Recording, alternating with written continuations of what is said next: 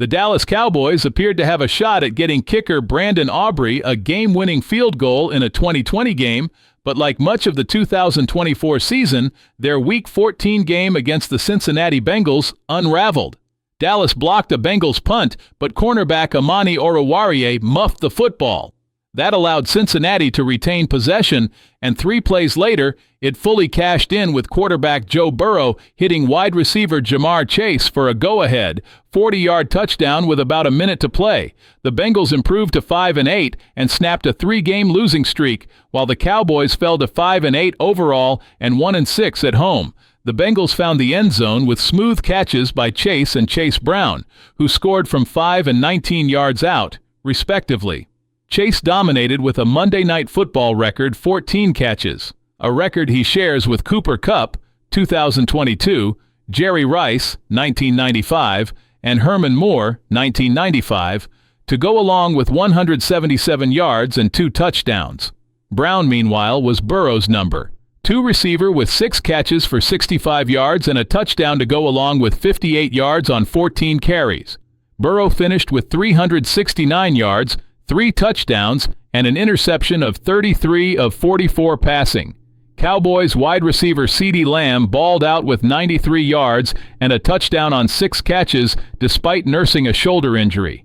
He smoked Bengals cornerback Mike Hilton for an 11-yard score, snapping a 5-game streak of games without a receiving touchdown. That was the second longest streak of games without a touchdown in Lamb's 5-year career. His touchdown also marked the Cowboys' first at home in the first quarter this season.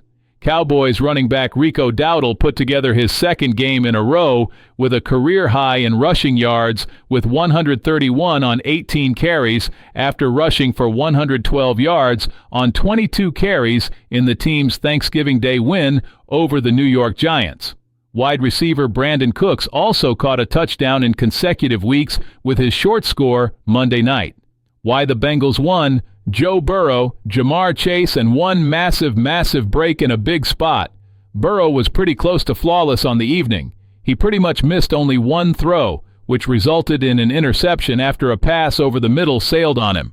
Otherwise, he was escaping from pressure all night long and still completed 33 of 44 passes for 369 yards and 3 touchdowns. 2 of his scores went to Chase, who was utterly dominant and picked up the game winner with just over a minute remaining.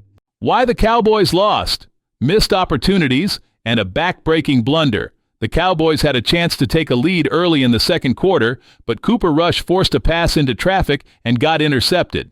They'd fail on another red zone drive later in the game, settling for a field goal. They turned Cincinnati's 2 turnovers, 1 on downs, into only 6 points, and with 2 different chances to take a lead with the game tied in the fourth quarter, they gained just 13 total yards and punted it back to Cincinnati twice.